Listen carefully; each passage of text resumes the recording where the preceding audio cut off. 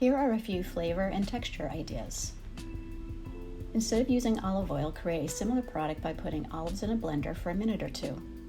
Mushrooms can be used as a meat or seafood substitute. There's even a lobster mushroom. Spaghetti squash can be an alternative to pasta.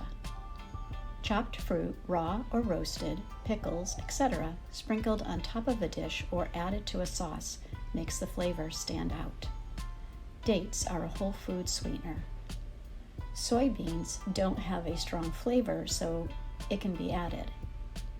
Blended cooked mung beans create a custard texture. Chickpeas taste and smell like tuna. Cashews and soybeans make a good base for cheese. Chopped nuts and seeds add a crunchy texture. Chia seeds can be used as a gelatin in baking or pudding. Flax seeds and aquafaba can be used as an egg replacer in baking. Nutritional yeast tastes like cheese. Black salt has an egg flavor.